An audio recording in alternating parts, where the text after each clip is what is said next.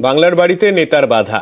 মালদায় পাট্টা পাওয়া জমিতে বাড়ি তৈরিতে বাধা দেওয়ার অভিযোগ, টাকা চাওয়ার অভিযোগ তৃণমূল পঞ্চায়েত সদস্যের বিরুদ্ধে। অভিযোগ অস্বীকার টিএমসির পঞ্চায়েত সদস্যের।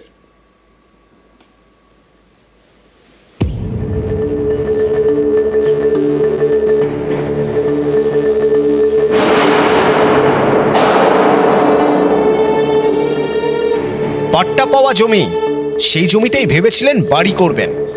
এর জন্য বাংলার বাড়ি প্রকল্পে আবেদন করেন, নাম ওঠে। প্রথম কিস্তির টাকা পেয়ে বাড়ি তৈরির কাজে হাতও দেন, সেই কাজই গিয়েছে থমকে।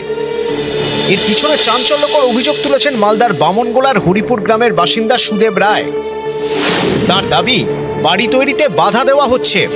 20,000 টাকা চেয়েছেন তৃণমূলের স্থানীয় পঞ্চায়েত সদস্য গণেশ রায়, না দিলে জমি দখলের হুমকি দেওয়া হয়েছে।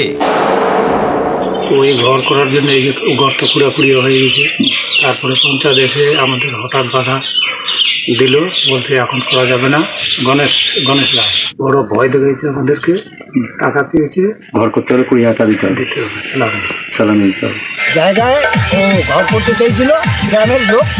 ওখানে শিবলিঙ্গের বেদি তৈরি করা আছে। ওই গোপনে কখন যে পাট্টা করেছে তা আমরা জানি না, সেটা গ্রামের লোক ওখানে গিয়ে বাধা সৃষ্টি করেছে। আমি এই বিষয়ে কিছু জানি।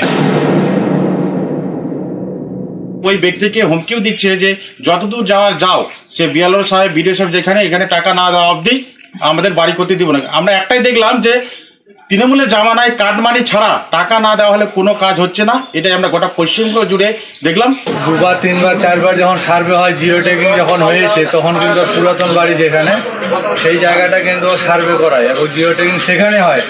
সেই জায়গার পরিপ্রেক্ষিতে কিন্তু গভর্নমেন্ট থেকে তাকে বাংলা আবাস যোজনার বরাদ্দ করা হয়েছে। তো সরকার যেহেতু পাট্টা দিয়েছে, সেই জায়গায় আমরাও চাইছি ওকে 2.5 শতক জমি ওই জায়গাটা যেন ও পায়। ক্যামেরায় লিপেশ লালার সঙ্গে সেবক দেব শর্মা, নিউজ 18 বাংলা।